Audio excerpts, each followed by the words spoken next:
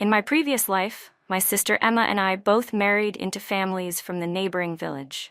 She married a promising young army officer named Ryan Carter, while I was given to the lazy good-for-nothing at the east end of the village, Tim Lee.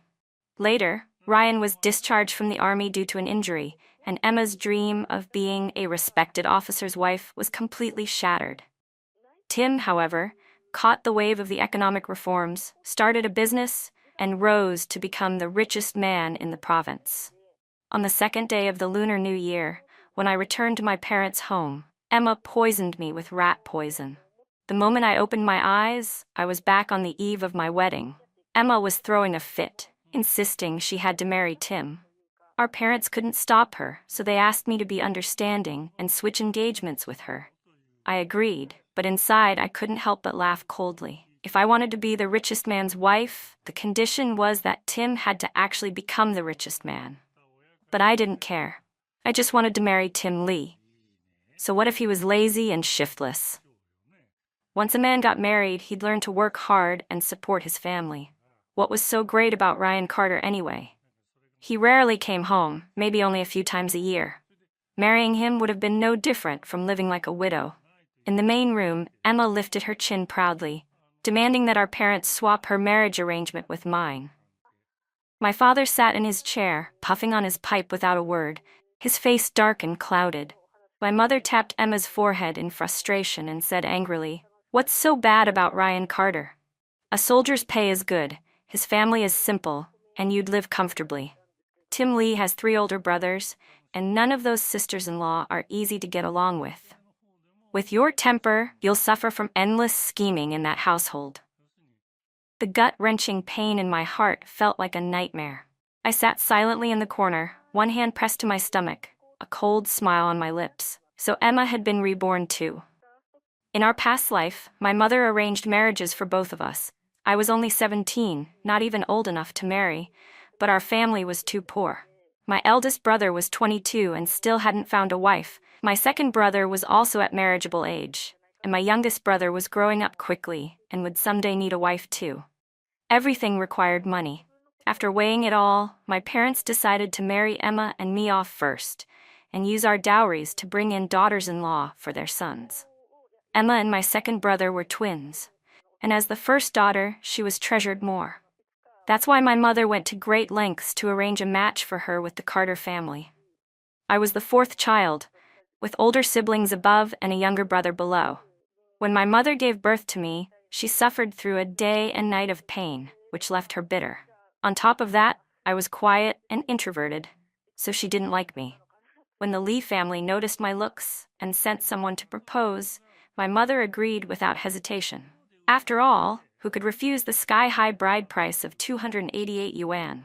And just like that, I was sold to the Lees. Emma, delighted, married Ryan Carter, dreaming of becoming the admired wife of an officer. But fate was cruel. Ryan was injured, discharged, and fell into depression, and Emma's dream collapsed. She ran off to the city and came back the next year, belly swollen, demanding a divorce. She claimed she'd found a wealthy businessman and refused to waste her life on a ruined man. She divorced Ryan and rushed off to find her big boss, only to discover he had vanished without a trace. She searched everywhere, but he was gone. She returned home dejected, only for our parents to drag her out to meet other suitors. But having once lived a life of extravagance, Emma refused to marry a rural man and suffer hardship. Meanwhile, Tim Lee became the richest man in the province. On the second day of the Lunar New Year, when I returned home, Emma forced rat poison down my throat. Just before I died, I saw her face twisted with jealousy and madness. Why do you get to be the richest man's wife, basking in glory, while I'm abandoned and stuck at home, forced to live under my sisters-in-law's thumbs? I never imagined that after being given a second chance, Emma would cling even more stubbornly to the idea of marrying Tim Lee. She flailed her arms and shouted, "I'm going to marry Tim Lee. If you don't let me, I'll kill myself."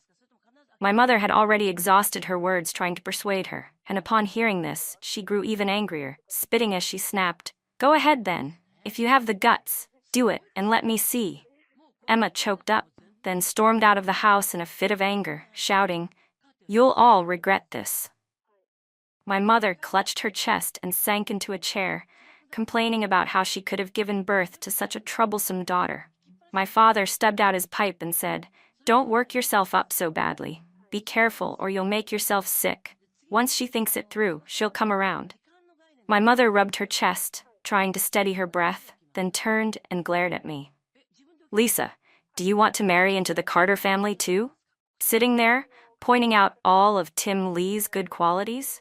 "Were you hoping to switch your engagement as well?" Ever since I was little, everything had always been blamed on me. Whenever the grain ran out, I was scolded. If my mother quarreled with the aunts and lost, she'd take it out on me. If Emma and my little brother snuck sugar from the jar, I was the one punished. "You little debt collector," she used to snap. "I must have owed you something in my past life." Yet here and now, it was clearly Emma who had been reborn, who wanted to change engagements just to become the richest man's wife. But somehow, my mother decided it was me who was unwilling, me who had stirred up the trouble. We were both her daughters. Why did she have to be so biased? I clenched my fists, but kept an innocent look on my face. The truth was, I had never even met Tim Lee, nor did I know anything about his family's circumstances.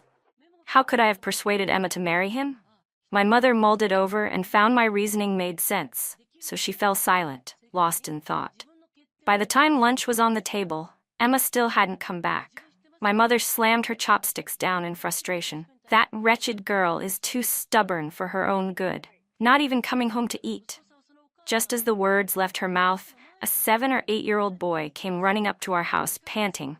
Something terrible happened. Emma jumped into the river. By the time we arrived, Emma had already been pulled out. She lay on the riverbank, her whole body soaked, her face deathly pale. My mother gathered her in her arms, both worried and furious. "You foolish girl with such a temper. Weren't you afraid the river would carry you away? If something had happened, would you have us, your parents, bury our child before ourselves?" Emma coughed a few times, her voice hoarse as she rasped. "So, what about that matter, Mom? Do you agree or not?" My mother, exasperated, snapped. "When you threaten to live or die, what choice do I have? Just don't come back to regret it later." Having gotten what she wanted, Emma looked at me with triumph and pride, as if she were already the richest man's wife. I lowered my gaze, suppressing the smirk of schadenfreude tugging at my lips. "My dear sister, so many surprises await you in the Lee household." By threatening her life, Emma secured the marriage she wanted. Out of pity, my mother agreed to this ridiculous last-minute exchange, but no one bothered to ask me whether I was willing. They only informed me afterward, as if that was enough. Once again, I was the one who had to suffer in silence, while they urged me to be understanding, to yield to Emma. My father said, "You saw it yourself. Your sister insists on marrying Tim Lee. Be sensible and swap with her." My mother added, "The Carter family's conditions are excellent. Your sister's too blind to see it, so you'll benefit instead. Lisa, who you marry doesn't matter. Husband is husband. Can't you bear to see your eldest brother grow old without a wife?" I stayed silent, but my hot-tempered second brother, Emma's twin, couldn't hold back. "Lisa, don't be ungrateful. The Carters are such a good match, and you still look down on them? Do you think you're some goddess destined to wed an emperor?" Emma leaned back against her chair with satisfaction, nibbling on a brown sugar egg while our youngest brother drooled with envy. She finished it in a few bites and casually handed him the leftover sweet syrup. "That's right, Lisa. You've never even met Tim Lee, let alone developed feelings for him. Whoever you marry, it's all the same. The whole family is already pleading with you. What more do you want? Do you expect Mom and Dad to kneel down and beg?" Those words only made my parents glare at me with more disapproval. I raised a well-behaved smile. "I'm willing to switch." Relief washed over them, until I added, "But I want 100 yuan as my dowry." "What?" Emma cried out in shock, clearly not expecting me, who had always submitted quietly, to dare make such a demand. She had always thought of herself as the favored one, yet even she had never dared ask for a dowry that high. My mother's calm facade crumbled. 100 yuan for dowry money? You really dare to say that? I only gave Emma 20 yuan when she married. I remained composed. The Lee family offered 288. Asking for 100 is hardly too much. After all, What the Lee family valued most was my face. I paused, letting my gaze linger on Emma's features with deliberate amusement. With her looks, there was no way she could fetch a bride price of 288 yuan. Emma was so furious she gnashed her teeth, because deep down she knew it was the heartbreaking truth. I was the least favored child in the family, yet I had inherited the best of our parents' features. I was pretty enough that I often seemed like I didn't even belong to them. Whenever we visited relatives during New Year, everyone who saw me would exclaim, "What a beautiful child." When it came to Emma, all they could muster was a bland, "This child looks sensible." Emma knew she wasn't as attractive as I was, so she relied on our parents' and brothers' favoritism to keep me beneath her.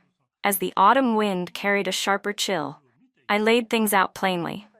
If you don't give me the money, I might just tell outsiders something I shouldn't. If the Lee family comes back to demand their bride price and break off the engagement, you'll all be the ones losing out. My mother, unwilling to yield, tried to guilt-trip me. Can you really bear to watch your eldest brother remain single, to leave your father and me without a grandson? I spread my hands in resignation. Yes, I can bear it. It's not my job to give you grandchildren. My mother was livid, while my eldest brother tugged urgently at her sleeve. She's already 22, he pleaded. After so much effort, both younger sisters are finally getting married and we've received a good sum of dowry money. I'm on the verge of having a wife and children. Don't let things fall apart now. Hearing her son's plea, my mother closed her eyes, took a deep breath, and said, "Not 100. I'll give you 66. Not a cent more." "Deal," I answered without hesitation. Our family was poor, and my mother had always been stingy with me. 66 yuan was already a blessing. In my last life, when I married, I only had one new dress to my name, and the 288 yuan dowry had nothing to do with me. But reborn again, I knew that money was only reliable when it was in my own hands. Hopefully, this 66 yuan would be the start of something better. Emma, stung by my dowry, immediately whined, "Mom, I want more dowry money too." My mother's face darkened. "You still dare ask for money? If it weren't for your nonsense, would I have had to give Lisa 66 in the first place? Your dowry will be 20 yuan. Take it or leave it." Emma pouted. "But the Carter family gave 166. Why can't I have more?" My mother slapped her shoulder and pointed at my 3 brothers. "Your 2 older brothers and your younger one all need wives. The dowries from you 2 girls barely cover it, not to mention the clothes we have to make for your marriages. Be grateful for what you get. The wedding is soon, and I won't allow any more trouble." With her face stern, my mother silenced Emma, who shrank her shoulders and dared not say another word. The Lee family hadn't split their household, so the 288 yuan bride price was pooled money. Naturally, my sisters-in-law were already displeased. When I failed to bring a single coin back to them, they often mocked me and made Emma's life harder as well. Compared to that, her 20 yuan dowry was nothing. I lay on my bed, idly picturing Emma being put on the spot, relishing the thought. "Don't get too full of yourself."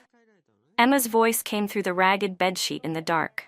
I didn't even need to look to know how smug she must have seemed. 66 yuan is nothing. Tim Lee is capable, and the money he'll make in the future will be endless. He's still far from being the richest man, but one day, I'll be the richest man's wife. I gave a soft, soundless laugh. Becoming the richest man's wife depended entirely on Tim actually becoming the richest man. And with his nature, that was hardly certain. Still, I silently wished my dear sister all the best. Emma snorted and turned over, ending the conversation. 2 cycles of day and night passed, and soon it was the day of Emma's and my weddings. Marrying off 2 daughters on the same day was a big event, and the village was buzzing with excitement as many came to watch the spectacle. Just as the sun reached its peak, Ryan Carter and Tim Lee arrived, one after the other. Ryan came riding a bicycle, dressed sharply in his military uniform. Tall, long-legged, and stern-faced, he looked difficult to approach. Tim, on the other hand, arrived in a rumbling tractor that could be heard from afar, with a festive red flower tied to its front. To Emma, the tractor was a point of pride. She lifted her chin and bragged, "See? Look at that." Emma lifted her chin proudly and said, "Didn't I tell you Tim Lee is capable? Not only did he borrow a tractor for the wedding, He's got so many friends here to cheer him on. Look at Ryan Carter. He only brought a handful of people. Isn't that pathetic? I didn't bother to argue and shot back lightly. But are those Tim Lee's friends here to welcome me? They're nowhere to be seen. What's the point of having a crowd of idle hangers-on? Emma bit her lip and stomped her foot. You're just jealous of me. To keep up appearances, both Emma and I were covered with red bridal veils and handed over by our parents, me to Ryan Carter and Emma to Tim Lee. The tractor rumbled off in a lively procession, while Ryan guided me onto the back seat of his bicycle. The rural dirt road was bumpy and uneven, sometimes jolting over loose stones, and I swayed precariously on the back. Noticing my unease, Ryan cautioned gently. The road's rough. Hold on to my waist so you don't fall. I hesitated for a moment, then carefully wrapped my arms around him. His waist was lean and firm, his back broad and steady, and pressing my face against him filled me with an unexpected sense of security. Maybe he really would be a good husband. When we arrived at the Carter home, I was led into the bridal chamber. After the bustle faded, the door pushed open, and someone came in smelling faintly of liquor. My red veil was lifted, and by the dim glow of the kerosene lamp, Ryan got his first look at his new bride. I was slender, my face strikingly beautiful, though still holding the freshness of youth, like a rosebud not yet in full bloom. But something felt wrong. He had heard that Emma was already 20 years old. How could the girl before him look so young, almost childlike? The alcohol in his blood made his head throb even more. He pressed his fingers to his temple, then opened his eyes sharply, gaze cutting straight through me. You're not Emma. His certainty made me finally relax. From the moment he entered, I'd felt his searching gaze. There was no way to hide the truth forever, and I hadn't really planned to deceive him for long. I raised my head, letting a trace of helplessness soften my expression. I'm Lisa, Emma's younger sister. We married on the same day. Originally, my family arranged for Emma to marry into the Carter family, and for me to marry into the Lee family. But before the wedding, Emma suddenly refused. She threatened her life unless she could marry Tim Lee. Our parents had no choice but to give in. I thought Ryan would be furious at being tricked, but instead he asked something completely unrelated. So, how old are you? 17, I admitted, picking nervously at my fingers. Seeing his frown, I quickly added, but I'll turn 18 in just 3 months. Ryan sighed, pulled over a chair and sat down, looking at me seriously. Since Emma forced the switch, I suppose you didn't want to marry me. If you truly don't wish, I do.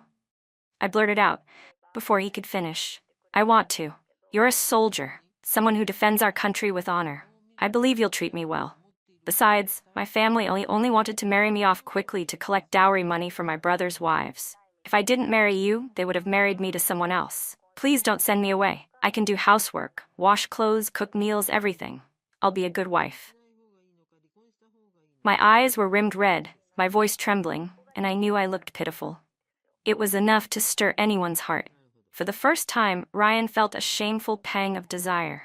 A voice inside scolded him. Ryan Carter, you beast! She's just a young girl. But another voice argued, you went through the wedding ceremony, held the banquet.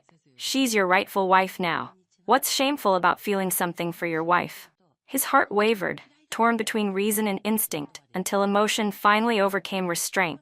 He rarely wanted anything for himself. But tonight, looking at this delicate young bride, tears shimmering in her eyes, soft and fragile and in need of protection, he suddenly longed to keep her close, to care for her, to spend a lifetime with her. After all, wasn't that simply a man's truest nature? It was nothing more than desire at first sight, but since I had already chosen to accept him, all I could do now was treat him well from here on. Ryan Carter stayed silent for a long time, and my uneasiness grew until I finally asked, testing the waters, "Can I stay here?" The worry in his brow smoothed away, replaced by a gentle smile. You married into my family, Lisa. From now on, the Carters are your family too. When my leave ends, I'll return to the base and file the marriage report. Once you turn 18, we'll get our license. I know you're capable, but I didn't marry you just to make you work. From now on, we'll share the housework together. I had gambled right. Ryan really was a good man. He said I was still underage, and that matters between husband and wife could wait. Then he lay down fully dressed, even placing a quilt between us as a boundary. In the darkness, my thoughts drifted. I couldn't help but recall my past life, the night I married Tim Lee. He had stumbled and drunk, shoved me onto the bed, and treated me roughly, with no care or tenderness. His violence left me terrified. He wore me out until I was too exhausted to move, and I didn't wake until the sun was high the next day. His 3 sisters-in-law sneered at me and dumped all the chores on my shoulders, while Tim never once defended me. When I went to him with my grievances, he only grew impatient. Which daughter-in-law doesn't go through this? When my sisters-in-law first married in, my mother made them follow the rules too. You'll get used to it. Compared to that, Ryan was completely different. A family that could raise someone like him was bound to be far better than the Lees in every possible way. I drifted into sleep without noticing the tender, protective look in his eyes as he watched me in the dark. My mother had been right. Marrying into the Carter family truly was a blessing. My father and mother-in-law were kind and generous people. Even after my family had swapped brides at the last moment, they showed no resentment toward me. Ryan's little sister, Claire Carter, was only 14. She was lively and considerate, and the night before, she had brought me my dinner. Thanks to her, I didn't go to bed hungry. 3 days later came the return visit to my parents' home. My mother-in-law prepared a generous set of gifts. 3 gin of pork belly, 1 grass carp, 2 gin of brown sugar, and a gin of sponge cake. Mom, I'll just take the sponge cake, I tried to decline. Sending good things to them is a waste. We might as well keep them for ourselves. She shot me a look but kept packing the items into the basket. What nonsense. This is your first return visit. How could you show up with only sponge cake?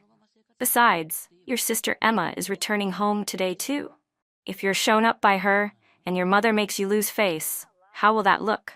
Her words pulled back memories of my past life. The Lee family, thinking their bride price was high, treated me as if I had been bought outright. They felt no need to prepare any proper return gifts to show goodwill to my parents. They only sent me home with 10 gin of sweet potatoes.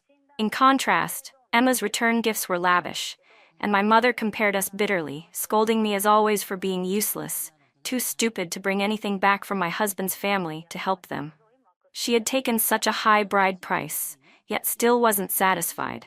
She only schemed about what else I could bring home, never sparing a thought for my struggles in the Lee household. In my past life, after Emma poisoned me, my parents even helped her cover it up. They threw my body into the river under cover of night, then gave her money to escape and avoid justice. I should have seen their true colors long ago. That 288 yuan bride price, I would count it as the repayment for raising me. From now on, they wouldn't get a single thing more from me. After setting the gifts aside, my mother-in-law took my hand, fussing over me. Going back to your family alone is already unfair to you. These things are what Ryan asked me to prepare, to make sure you don't lose face. On the very first day of our marriage, Ryan had already been summoned back by his unit for an urgent mission. I went with him to the county bus station to see him off, reluctant to part. Remembering how in my last life he had been injured on a mission and forced to leave the army, my heart was filled with worry. Be careful when you're on duty, I told Ryan, holding back the worry in my chest. Try not to get hurt. Fame and fortune don't matter. What we hope for most is that you come back safe. Ryan pulled me into his arms and promised firmly, don't worry. We're not even legally married yet. I'll definitely return safely to you. Warmth spread from my heart to every part of my body, wrapping me in comfort. In the end, my mother-in-law and I compromised. I brought the grass carp and sponge cake as my return gifts. The fish weighed at least 4 or 5 gin, quite a treat for my family. When I arrived home, Emma was lounging in the main room, cracking pumpkin seeds. She looked up at me with a bright smile. Lisa, you're back. What good things did you bring with you? My mother rushed over, eager to see, but when she noticed what I was carrying, her face darkened instantly. Not giving up, she craned her neck to look behind me. Just you? And only these few things? I nodded. Ryan had an urgent mission. He returned to his unit the day after our wedding. Mom, if you're not satisfied with what I brought, I can take them back with me. My mother shot me a glare before quickly snatching the fish and cake, her expression grudgingly appeased. This fish is at least fat enough. Go and cook it. We'll have guests later, and I need to treat them well so they'll help your eldest brother find a good wife. Sold me off, and now she still wanted me to cook? I plopped into a chair, grabbed a handful of pumpkin seeds, and cracked them open. In the past, I used to cook without complaint, but today was my return visit. What sense was there in making the married daughter cook? Since I had brought things home, shouldn't she be the one preparing a good meal to treat me? Seeing I wouldn't budge, she turned to Emma. Emma, you go cook. Why me? Emma protested, displeased. Mother snatched the pumpkin seeds from her hand and snapped. Because you returned with nothing but 10 gin of sweet potatoes. My daughter married into the Lees and all they gave her to bring home was sweet potatoes. Who are they trying to insult? Later, you'll have to bring things back to them. If you don't want your in-laws to look down on you, you'd better get up and cook right now. A girl sold off by her family can't still expect others to respect her. You can't be greedy and want it all. The mention of return gifts made Emma grimace. Reluctantly, she headed into the kitchen, knowing she had no choice. Her sisters-in-law already resented her because of the dowry money. If she went back without decent gifts, they'd laugh at her forever. But my mother couldn't stand to see me idle either, so she sent me out to the garden to pull vegetables. On my way back, I ran into Tim Lee wandering about. His eyes lit up when he saw my face, and his gaze clung to me greedily. So you're Lisa? You're much prettier than your sister. Too bad you married the wrong man. If not, such a beautiful wife would have been mine. I tried to sidestep him, but he grabbed my arm roughly. From the looks of you, you've never tasted a man before, have you? I heard your husband went back to his unit the day after the wedding. Long nights must get lonely and... Before he could finish, a furious shout came from the doorway. Lisa, how dare you seduce my husband? Emma rushed over, yanked Tim behind her, and glared at me defensively. Tim spoke lazily, as though nothing had happened. We were just talking.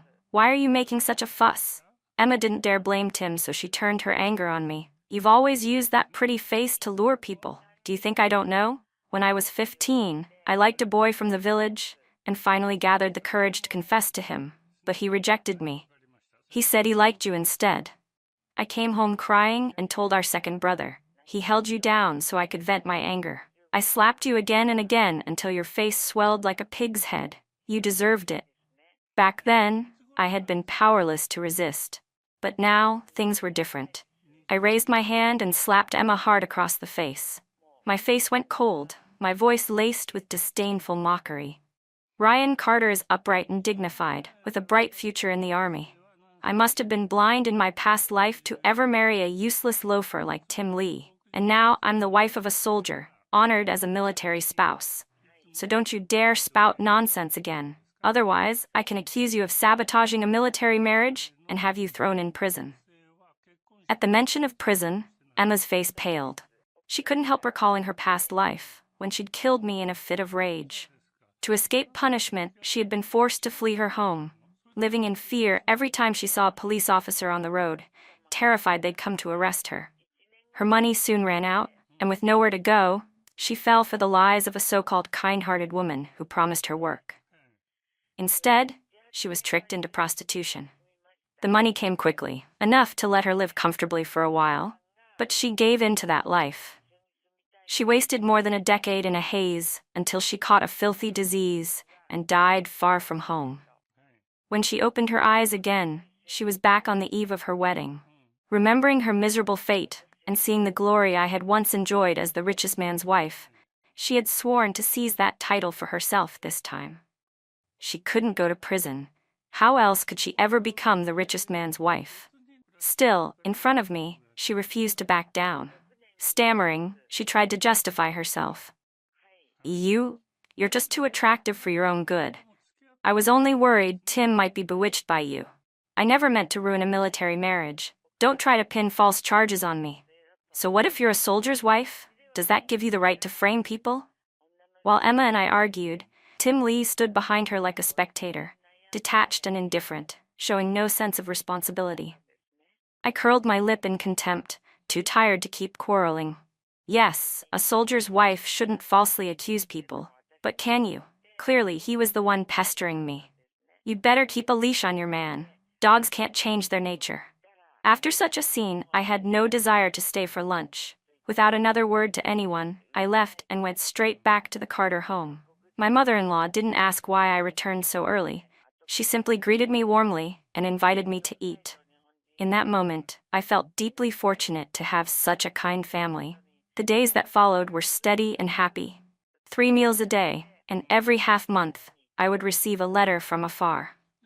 In his letters, Ryan asked if I was adjusting well to life with the Carters, reminded me to eat well and keep warm, and described the snowy highlands where he was stationed, saying he hoped one day I could see them too. I always wrote back, tucking in cured sausages and jars of meat sauce with my letters. Thinking of the harsh climate, I knitted him 2 sweaters and bought tins of barrier cream. The army might provide supplies, but handmade things carried my heart. As the 12th lunar month set in, the pigs the village had raised that year were fat and ready. 2 were handed in for quota, and 1 was slaughtered to be shared among the villagers. The cold was biting, and since my father and mother-in-law were elderly, I volunteered to go collect our share. While waiting in line, I ran into Emma. She glanced at my thick cotton coat, jealousy flashing in her eyes before she masked it with gloating malice. So Ryan Carter won't even be back for New Year's? What, did he get hurt on duty? She smirked. What's so good about being a soldier anyway? Bullets flying everywhere. You never know if he'll come back missing an arm or a leg. Glory, sure, but it's his wife and family who suffer. My heart sank. Lately, my letters to Ryan had gone unanswered, and worry gnawed at me. Being a soldier was his dream, and I knew a soldier's duty was obedience to orders. I couldn't stop him from taking missions, nor could I convince him to retire. All I could do was remind him again and again in my letters to stay safe, but hearing Emma curse him so viciously was unbearable. Without hesitation, I slapped her across the face. Emma clutched her cheek and screamed, drawing the attention of the crowd around us. You're insane! I shot back in fury. My husband protects the country, and you actually dare curse him to lose an arm or a leg? Even if you are my sister, I won't let that slide. I'll hit you for it. The crowd that had gathered began murmuring. She's right. Being a soldier is dangerous, but they're all heroes. If not for men like him, would we be standing here safe, gossiping about them? Unable to endure the villagers' judgment, Emma snapped back loudly. This is our family's business. Why are you all sticking your noses in where they don't belong? The people shook their heads, scolded her a few times, and then let it go. When my turn came, I collected the meat and was about to leave, but Emma blocked my way again. Just wait. Ryan Carter will be injured and forced to retire soon. You'll never surpass me in this lifetime. Carrying the meat, I was sick of her endless needling. Irritation burned in me, so I went straight for her weak spot. And how's life in the Lee household treating you? You work the fields, then come back to do chores at home, washing clothes, cooking, scrubbing, everything. Your parents-in-law don't help. Your sisters-in-law push you around, and your husband acts like a lazy master, never lifting a finger. All the things you never did in our own home, you're forced to do there. Is this the wonderful marriage you risked your life for? Emma froze, humiliated. The meat in her hand slipped to the ground. You? How do you know that? Did you? I cut her off coldly. We live in the same village. Do you think I wouldn't know what goes on in your house? The path you chose. You'll walk it, even if you're crying. I let her cling to her fantasy of being the richest man's wife. When she finally realized the man she had staked her life on wasn't what she imagined, she would be drowning in disappointment and regret. Emma picked up the meat again, her eyes shining with longing as she painted her dream aloud. You don't understand. One day, Tim Lee will spread his wings, and I'll live the life everyone envies. You'll just spend your days in poverty with Ryan Carter. When the time comes, I'll take pity on you and help you out. Laughing smugly, she walked away, even her back brimming with arrogance. I could only shake my head helplessly. I had already wasted enough time. It was better to hurry home. At the table, the dish of braised pork smelled so good it made my mouth water, but I couldn't bring myself to enjoy it. In my past life, it was around this time, just before the new year, that Ryan had been injured and sent back. It had already been a month and a half since his last letter. A piece of meat was dropped into my bowl. Looking up, I met my mother-in-law's warm gaze. She smiled knowingly. Thinking about Ryan again? He's always been like this. Sometimes, months go by without a word, and it's just because he's away on missions. And now the mountains are buried in snow. It's possible letters just can't get through. Don't worry, when he comes back on leave, I'll scold him myself. It was fine when he was single, but now he has a wife. He shouldn't let you worry so much. Claire, who was happily eating, lifted her head to chime in. Don't worry, sister-in-law. My brother's amazing. He always comes back safe from every mission. The atmosphere at the table was cheerful, and I didn't want to spoil it, so I forced a smile and joined in. But unease gnawed at me. Would my warnings really help Ryan avoid disaster this time? When Ryan finally returned, my heart dropped at the sight of him, then swelled with a dense ache. The car door opened, and a strong soldier carried Ryan on his back. I rushed ahead to lead the way, letting him bring Ryan into the house and lay him on the bed. Only after settling him in did I have the chance to ask what had happened. Ryan lay there, raising a hand to brush away my tears. Don't cry, it's just a bullet wound, one in my back and one in my right leg. Luckily, I survived. The doctor said if the bullet had been 2 millimeters closer, it would have hit my spine. I stayed in the military hospital for half a month, and I'm almost recovered now. The injuries just look scary. I couldn't spend the new year with you, but I had to come back no matter what. He smiled lightly, but I knew the pain must have been unbearable. I tucked the blanket around him, still anxious. And what did the doctor say? Will this affect your training or future missions? No, Ryan answered gently, his eyes soft with affection. You're still waiting for me at home. I'll always come back safely to you. My face flushed, and I turned away in embarrassment. You and your smooth tongue.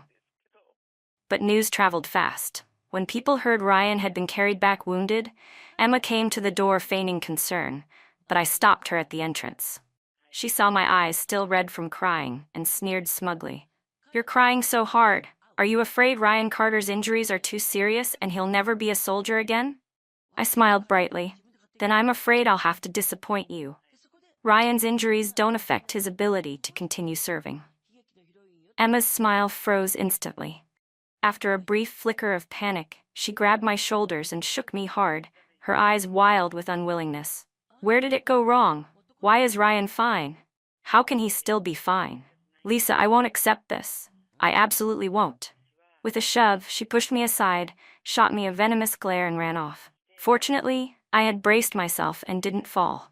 Watching her fleeing figure, panic written in every step, I couldn't help but laugh. She was so desperate not to fall behind me that she would surely pressure Tim Lee to start a business as soon as possible, eager to become the richest man's wife at any cost. The next day, my mother-in-law took me and Claire to the county town to buy New Year's supplies. As we came out of a shop with our purchases, we ran into Emma carrying a bamboo basket. She snorted at me, tugged along an unwilling Tim Lee, and hurried away. Claire blinked in confusion. Why are they rushing off like that? Maybe something urgent, I answered lazily, though I knew very well what they were up to. Emma was desperate to get into business. But since private trade was still forbidden, the only way to get ahead of others once the policy relaxed was to take risks on the black market to build up capital. I shook my head. Her need to compete with me was so strong she dared to dabble in profiteering. Well, good luck to her. That evening, just as our family sat down to dinner, loud pounding rattled the door. Lisa, get out here. Dare to do it, but not admit it? Hiding inside. What kind of ability is that? Really, couldn't we even eat in peace? Outside, the shouting continued. Annoyed, I yanked the door open and leaned against the frame. What now? What nonsense are you screaming about? Emma's eyes blazed as she accused. If you hadn't snitched, how would the police have shown up at the black market? Not sooner, not later. Exactly today. Everything we took was confiscated. Are you happy now? You just can't stand to see me doing well. I couldn't even be bothered to argue. The rules haven't changed yet. The government's still cracking down on profiteering. What does that have to do with me? You chose to run headlong into danger, so don't blame me for your losses. I've been home working all day. How would I even have the time to meddle in your business? If you think you lost too much this time, then settle down and live honestly. Stop chasing foolish dreams of getting rich overnight. Emma had risked everything just to become the richest man's wife and trample me under her feet. The cold water I poured on her would only make her more stubborn, more determined to prove herself. She glared at me with hatred. So Ryan Carter survived this time. Lucky him. But bullets don't have eyes. He can't always be so lucky. You try to trip me up to stop me from doing business, but I'll do it anyway. Lisa, you'll always be beneath me, crushed under my feet. Just wait and see. Still unsatisfied, she kicked the wooden door hard. It slammed against the frame with a bang, not bouncing back right away. Then a calm, commanding voice came from behind me. This is the Carter household. Comrade, why are you barging in here at night, taking out your temper on my family? I turned. Ryan was standing there. He gave me a reassuring look before fixing his sharp gaze on Emma, his presence radiating the authority of a soldier. His aura was so overwhelming that Emma didn't dare meet his eyes. Panic seized her and she bolted, her clumsy, uneven steps betraying her fear. Does your sister bully you often? Ryan asked as I helped him back into the room. It's nothing, just harsh words. And I always give it right back. I'd never just sit there and take her abuse. Ryan tilted his head to look at me, eyes filled with tenderness. That's good. As long as you stand tall, I'll always be behind you. We entered the room, and I struck a match to light the kerosene lamp. A cold wind rushed in, making the flame leap happily like a beating heart. During the days Ryan stayed home recovering, we went together to register our marriage, holding the marriage certificate in my hands, bright as an award. I finally felt the reality of being married again. By the time the willow trees sprouted new buds, when Ryan Carter's leave came to an end, and he was about to return to his unit, he asked me the night before he left, when the family quarters at the base are finished, would you be willing to live there with me? In the dim flicker of the kerosene lamp, I saw the nervous tension in his eyes. My heart softened. Yes, when the time comes, I'll definitely go with you. Joy burst from his gaze, though he tried to downplay it. The conditions in the army can't compare to life at home. It's tough. But his hands, tightening around my waist, betrayed how much my answer meant to him. I pretended to hesitate. Then, maybe I shouldn't go after all. He believed me instantly, the corners of his eyes drooping in disappointment. I couldn't bear to trick him anymore. Reaching up to touch his face, I whispered, "Wherever you go, I'll follow. The hardships don't matter. Since I married you, I'll stay by your side. Living apart for long stretches isn't good for a marriage." Hearing this, his expression lit up with delight. Before I could react, he swept me into his arms. "What are you doing?" I gasped, my face flushing as he carried me to the bed with a mischievous grin. "I'm leaving tomorrow. There are some things that shouldn't be put off." Outside, thunder rumbled across the night sky, spring rain pouring down to soak the earth. After Ryan returned to the base, life went on as usual. The routine was steady, but word of the Lees often stirred the stillness with fresh drama. After losing her goods to the authorities during the black market raid, Emma refused to give up. Once the storm blew over, she started selling food instead: steamed buns, plain rolls, and flour rolls. They were cheap to make and easy to carry. As her small business grew, Emma walked with pride, her head held high. The Lee sisters-in-law, envious of her profits, wanted a share, but Emma wouldn't allow it. Their bickering and fights became constant. Still, the business lasted into summer, until the day Emma came home from selling as usual and was confronted the moment she stepped through the door. It turned out she hadn't wanted to waste the meat buns left over from the day before. She reheated them the next day and sold them again. In the summer heat, the buns had spoiled, and a customer fell violently ill. Furious, they came to demand compensation. Since Emma was at fault, she had no choice but to pay. That incident snuffed out the arrogance she'd built for making money. The Lee parents-in-law decided business was unreliable, profits were small, losses were bigger, and firmly opposed her continuing. Tim Lee, who preferred pleasure to effort, was happy to drop it. Without money or goods, Emma had no way to stir up any more trouble. Her failure didn't surprise me. In my past life, my mother had forced me to find Emma work in my shop. Once there, she leaned on the fact she was my sister to slack off, cut corners, and substitute cheap ingredients. A booming business she nearly destroyed with her carelessness. In truth, when Tim Lee became the province's richest man in my previous life, 9/10 of the credit belonged to me. Tim had always been spoiled, lazy, and useless, only good at drinking and playing. His brothers and sisters-in-law had long been fed up with him. He refused to work the fields, and I couldn't support two mouths on my own, so I had no choice but to find another path. Thankfully, I'd been good at cooking since I was a child, and once the policies loosened, I used Tim's hidden stash of money to start a food business. At first, I carried a bamboo basket door to door, selling what I made. Later, I pushed a small cart. Eventually, I rented a storefront. Step by step, the business grew larger. Both my natal family and my in-laws praised Tim, saying it was his accomplishment. But that fool could never in 100 lifetimes become the richest man on his own. When her business collapsed, Emma started clamoring to go work in Yangcheng. She said with the reforms there, money was lying on the ground waiting to be picked up.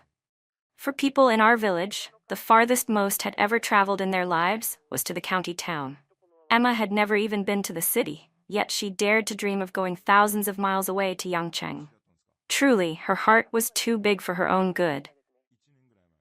That night, loud pounding shook our door again. I rubbed my eyes and went to open it, only to see Emma disheveled, her clothes wrinkled and hair a tangled mess. The instant the door opened, she lunged forward, hands clamping around my neck like a madwoman, teeth clenched in rage. "Lisa, you knew all along, didn't you? Tim Lee can't even have children. He actually asked his friends to impregnate me. If I'm ruined, don't think you'll have it any better." Her face twisted, bloodshot eyes wild, her grip on my throat tightened until I could barely croak. "If you kill me, you won't have it any better either." Only then did the truth click into place.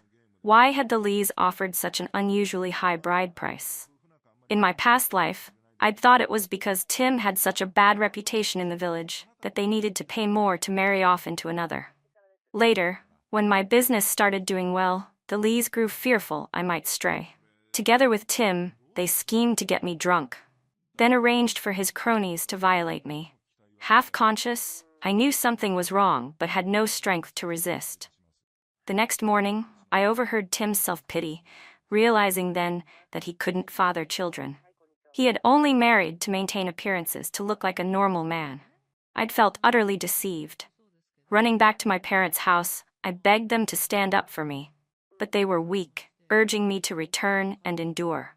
The Lees even came to drag me back by force, threatening that if I divorced, they'd spread rumors of my infidelity, ruin my family's reputation, and demand double repayment of the dowry. Terrified, my parents knelt before me, begging me to go back with them. Now seeing Emma in that same position, I couldn't help but wonder how our parents would treat their precious daughter. My words stunned her for a moment, and I seized the chance to kick her hard in the stomach. With a cry of pain, she crumpled to the ground, clutching her belly, loosening her grip. I looked down at her coldly. "Since you've suffered such a loss, why not go home? You're the daughter they love most. Surely they'll get you justice." Light flickered in her pale, furious eyes, though suspicion soon followed. "Would you really be that kind?" I bent down, smiling as I helped her up. "There's no deep hatred between us. If not for you, I'd be the one trapped in the Lee's pit. You took my place, and I feel both grateful and guilty. The least I can do is give you some advice." Emma seemed half convinced. She clutched my hand, her voice trembling with eagerness. "Then let's go now. I don't want to stay in the Lees' house for another second." But I had no intention of wading into that mess. Turning away, I coughed a few times. "I've caught a cold these past few days, dizzy and weak.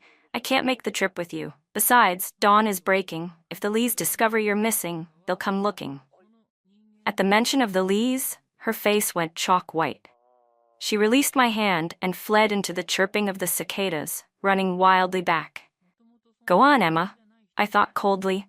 "Go see how your doting parents abandon their daughter without hesitation the moment she becomes a burden. To them, daughters will never matter more than sons and grandsons." I tilted my head to the night sky. The stars blinked down, steady and unchanging, watching over the earth. The next morning, my father and mother-in-law and Claire helped load my luggage onto the tractor to send me off to the county bus station.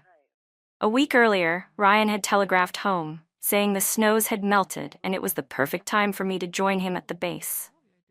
Delighted that we would be reunited, my in-laws urged me to go quickly.